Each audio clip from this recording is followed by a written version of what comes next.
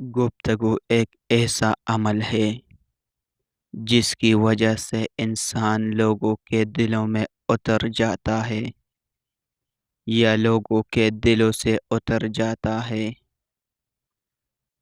یہاں لوگ اپنی غلطی نہیں مانتے، کسی کو اپنا کیسے مانیں گے؟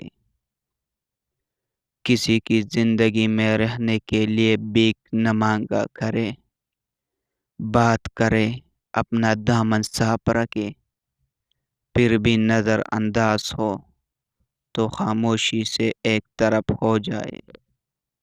اسی کو عزت نفس کہا جاتا ہے۔ سنا ہے کوئی کسی کا نہیں ہوگا محشر میں، مگر یہ سلسلہ ابھی سے عروج پر کیوں؟ خوش رہنے کا سب سے اچھا اصول یہ بھی ہے کہ جہاں لگے آپ کی جگہ نہیں، وہاں خاموشی سے خود کو الگ کر لو۔ حسد کی آگ میں جلنے سے بہتر ہے کہ دعا کے ٹھنڈے پانی سے غسل کر لو۔ بہت سے رشتے ختم ہونے کی ایک وجہ یہ بھی ہے کہ ایک صحیح بول نہیں پاتا اور دوسرا صحیح سمجھ نہیں پاتا۔ اگر غلط نہ ہونے پر بھی آپ سے کوئی معافی مانگ لے تو سمجھ لینا کہ وہ آپ سے زندگی بھر رشتہ قائم رکھنا چاہتے ہیں۔ ہر بات کہہ دینے کے لیے نہیں ہوتی، کچھ باتیں سننے کی بھی ہوتی ہے، کچھ سمجھنے کی، کچھ جذب کر لینے کی اور کچھ سہ جانے کی بھی ہوتی ہے۔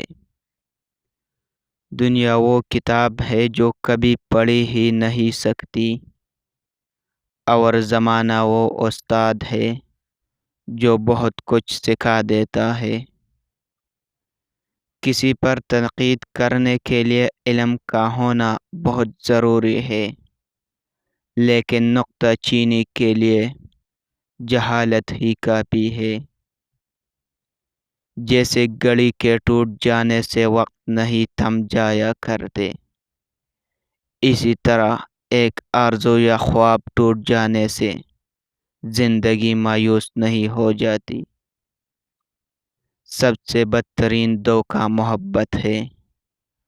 کھلی آنکھوں پر ایسی پٹی بنتی ہے کہ اچھا بھلا باعقل انسان انگاروں پر چلنے کے لیے تیار ہو جائے اور اب تک نہ کر سکے۔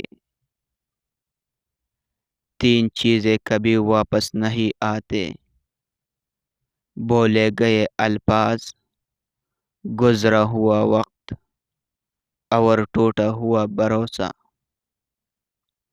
ناکام لوگوں کی 2 نشانیاں ہیں: سوچتے ہی رہتے ہیں، عمل نہیں کرتے، یا بغیر سوچتے سمجھتے عمل کرنا شروع کر دیتے ہیں۔